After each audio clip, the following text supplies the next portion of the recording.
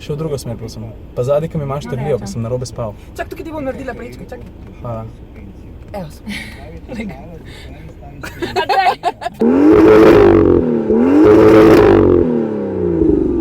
Danes je pa tale na vrst. Koliko smo se zmenili? 5 stvari, ki so mi všeč, pa 3 stvari, ki mi niso toliko. Prva stvar, Recarovi sedeži. Ne samo, da izgledajo super, dobro držijo tako v ledvenem, kot v ramenskem predelu. In če dobro sediš, ti da to tudi zaupanje, da lahko avto peleš boljš, hitrejš, bolj zanesljivo. Kaj si pa stric Toni mislil o njih, pa itak veste, ne? In če že govorimo o RS-u, ne morem mimo voznih lastnosti. Brez pretiravanja lahko trdim, da je avto za mano verjetno najboljši športni avtomobil s prednjim pogonom. Je pa res, da še nisem pelil Civica Type R. Ko peleš ta avto res hiter, se ti zdi, kot da cesto pod sprednjimi in zadnjimi kolesi šlataš z rokom. V dlani, urit, hrbet pa rame pride toliko enih informacij, da kje drugega, ko uživati, pa res ne moreš s tem avtom, no? Pa da ne govorim o tem, da avto v ovinku leče, kadaj je pretegnen. Da se razumemo, valjda je ful trd, takrat, ko se čez luknje peleš. Ni to zdaj za vsak dan voziti 800 km, razumeš? Ta tretja stvar, ki mi je pa všeč, je pa tale motherfucker iz titana. Pa tudi meni se zdaj že malo neumno zdi, da ga še nisem prižgal.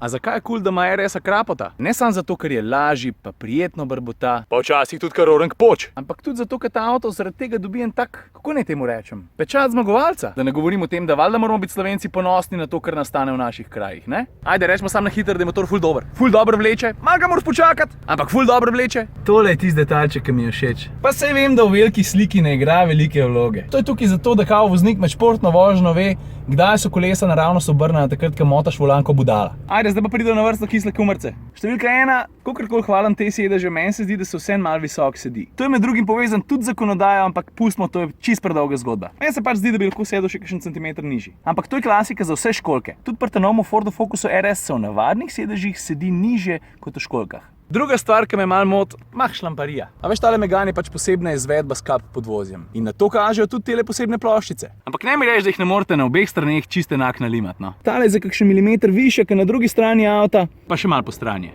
Tretja stvar, ki mi pa ni všeč, je pa preprosto dejstvo, da se RS poslavlja. Jaz sem v zadnjih 5 letih vozil po moje 5-6 različnih RS-ov in čisto vsakega imam posebne spomine. Take dobre pa hitre. Valjda se mi pol zdi, da se poslavljam od enega prijatelja. Don't cry for me, Megane RS. Pizda, neki me je pičal. The truth is I always loved you. Ok, folk, do zebancije. Jaz moram iti delat. Ja kaj, poboj malo žen? Kdo je višji? Ciril je višji in dost. To je fotomontaža, Danes delam z Branko pa z Metko. Kurac pička, govno sisa. To je ena cela kletvica skupaj. A veš, tako se dela. Pač jaz delam. Ona dve sta pa na telefonu. Drugač pa ne bi rad dneva zaključil žalostno novico. A šta se mora, mora se. Danes sem izvedel, da se nam ta teden ne bo pridružil Ford Focus RS. Dobro, nič hudega, saj pride čez en mesec. Ampak tako, jaz sem se že malo veselil. A jebi ga? No, ampak se imam s čem za potolažiti.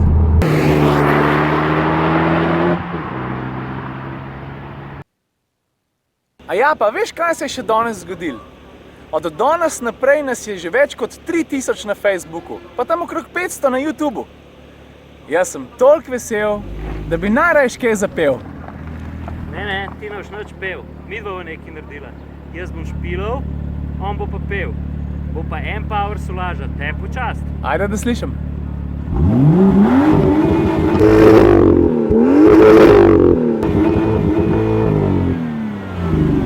To je bilo pa tako lepo. Pa 4 rori, da greste na 4000. 4 rori, da gremo na 4000.